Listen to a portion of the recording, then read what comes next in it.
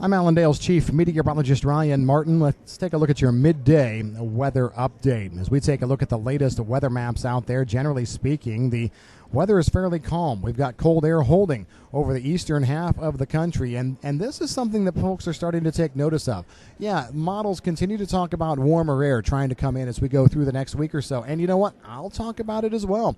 The models are showing warmer air coming. However, as we mentioned yesterday, I'm somewhat in the camp of I'll believe it when I see it. Now, I do believe we will see it, but I think that we're just seeing these models push back the warm air a little bit more each time. Eventually, we'll see probably 6 to 7 days of above normal temperatures across a large part of the country. It should be enough to get rid of the snow melt fairly significantly, but we're just not going to be looking at a runaway. And I will say this, models usually underestimate the effect of snow cover, of snowpack on temperatures. So most of these models that are showing warm temperatures coming already Thursday, Friday, Saturday, you got to take about 5 degrees off of what they're saying because of the snowpack across a large part of the Corn Belt. By the time we get into the weekend, though, we're going to be seeing that snowpack gone, and we should see the warmer air.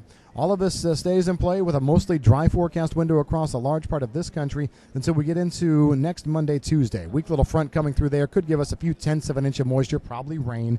And then we've got a stronger low, a more organized low that comes up out of the desert southwest as we go through a couple days later, 21st, 22nd. Watch that very closely. Could have some half-inch rains or better coming up across the country initially.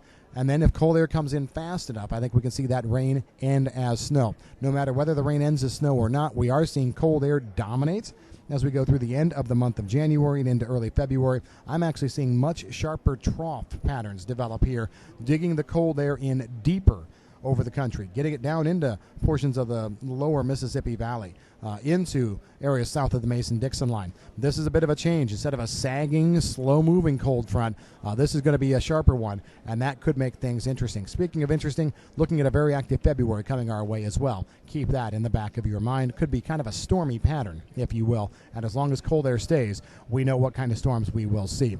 Shifting gears to South American weather. No changes on the midday models. We did see a shift to slightly wetter model data as we went through last night and early this morning.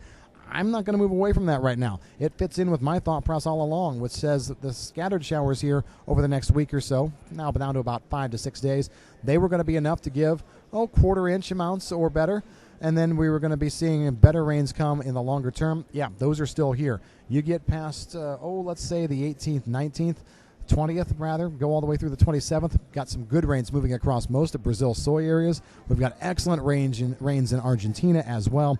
All of this lining up to make for some pretty decent saving rains or production rains down that way. I'm not going to back away from my forecast that says there's no serious issues. The rains also will take temperatures and keep them back down closer to where they should be for this time of year. Call them normal to maybe slightly above. That's what we've got in your forecast here at midday. If you've got any questions on the weather, give us a call at Allendale. I'm Chief Meteorologist Ryan Martin.